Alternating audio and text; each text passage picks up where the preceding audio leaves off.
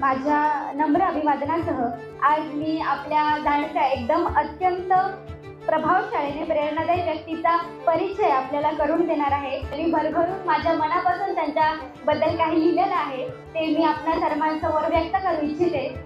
अगदी त्यांनी समर्पक अशा भाषेत ताईंबद्दल आपल्याला आणि गणेशमजी यांच्याबद्दल सांगितलेलं आहे। आयुष्य छान आहे, आयुष्य छान आहे, रडतोय काय वेड्या, लढण्यात शान आहे, काट्यातही फुलांची झुलती कमान आहे, उचलून घे हवं ते दुनिया दुकान आहे, जगणं निरर्थक म्हणणारा बेईमान आहे, सुखासाठी कधी हसावं लागतं तर कधी रडावंही लागतं, कारण सुंदर धबधबा बनायला पाण्यालाही उंचावरून खाली पडावंच लागतं, पाण्यालाही उंचावरून खाली पडावंच लागतं। आणि ताईंनी जे लहानपणापासून अगदी खडतर प्रवास असेल त्यांच्या शैक्षणिक जीवनातला, त्यांच्या कौटुंबिक जीवनातला, तरी त्या डगमगल्या नाही, त्यांनी माघार घेतला नाही, त्या नेहमी निष्ठेने आणि त्यांनी पुढे ताकदीचं पाऊल टाकून निश्चितपणे इथून पुढचं आयुष्य त्या असंच आनंदमयी पद्धतीने पार पडतील याची सर्वांनाच खात्री आहे। तर जोरदार टाळ्यांच्या गजरामध्ये आपण त्यांचं मनपूर्वक त्यांना इथे शुभेच्छा देऊयात।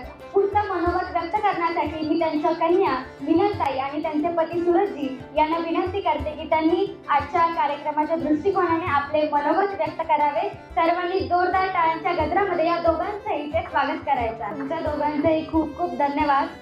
आपको मराठी समझ में नहीं आती इसलिए हिंदी में ही आपके धन्यवाद व्यक्त करती हूँ और आपके लिए एक शेर बोलती हूँ कि मंजिल उन्हीं को मिलती है, मंजिल उन्हीं को मिलती है जिनके सपनों में जान होती है, मंजिल उन्हीं को मिलती है जिनके सपनों में जान होती है, पंखों से कुछ नहीं होता यारो, हौसलों से उड़ान होती है।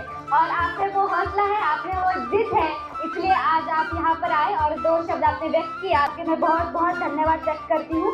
यानंतर आपण थेट जाणार आहोत ताईंचा मोठा मुलगा म्हणजे स्वप्नील दादा, त्यांना आणि पायल ताई यांना दोघांनाही मी विनंती करते की कृपया आज ते ऑनलाईन माध्यमातून आज आपल्या सर्वांसमोर उपस्थित आहेत आणि ते जॉईन झाले।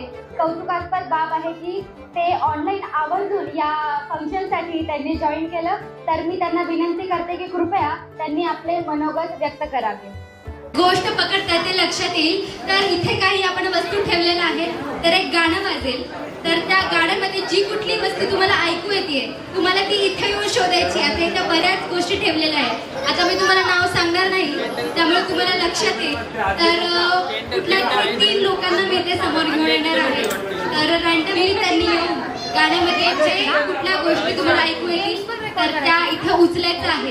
तर मी सुरुवातीला मागच्या लोकांकडूनच सुरुवात करते, कुठल्या तरी 3 जणांना आपण घेऊन येऊयात।